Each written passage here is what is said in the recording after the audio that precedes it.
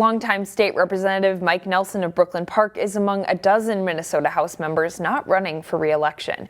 This weekend in Newsmakers, I had a chance to sit down with Representative Nelson to look at his 22 years in office and look at the session ahead. Thank you so much, Representative Nelson, for talking to me today.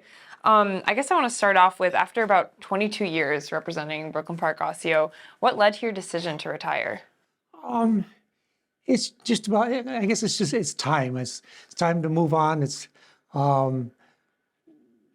lot of I've got a lot of things accomplished, and when I first ran, I didn't think I was going to be here that long. And like I said, it's 11 terms, 22 years. It's time to move on with my life and actually retire and see what that's like.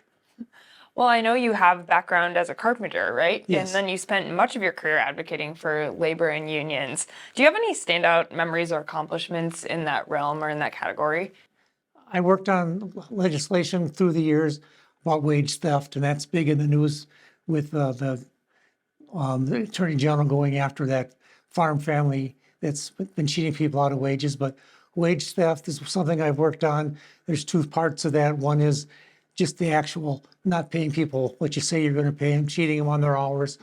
Another thing is misclassifying workers that, if you're on a prevailing wage job and I, instead of calling you a carpenter, I call you a laborer and I pay you less. So you're cheating people out of what they should be owed, what they're working. So that's something I've worked on. Another piece of legislation that I'm proud of is we passed legislation to allow home healthcare workers and home daycare workers. It was a two-part legislation to form a union and negotiate and get better wages. The home healthcare workers did that. They used the legislation and have formed a union and have actually improved the wages of those people that take care of the sick and the elderly that are in their homes. The daycare workers, not so much. That didn't pan out, but they still have the ability to do that. Again, that's about making people's lives better, making the ability to earn better wages and support their families. What do you hope is next for the House as you retire? What do you hope they accomplish in your absence?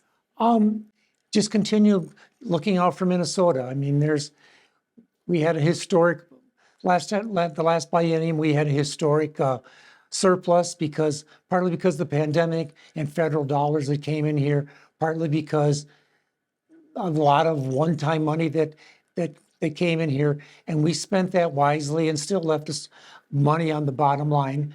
In the December forecast, there was a surplus again, $2.5 billion surplus. But we have to be careful when we spend that money because you can't just spend money on ongoing programs. That last time with one-time money, so we used it judiciously to make sure that the one-time money was spent on one-time things, and programs going forward that there was funding for those. The session reconvenes on February 12th. Find more local news stories at ccxmedia.org and follow us on social media.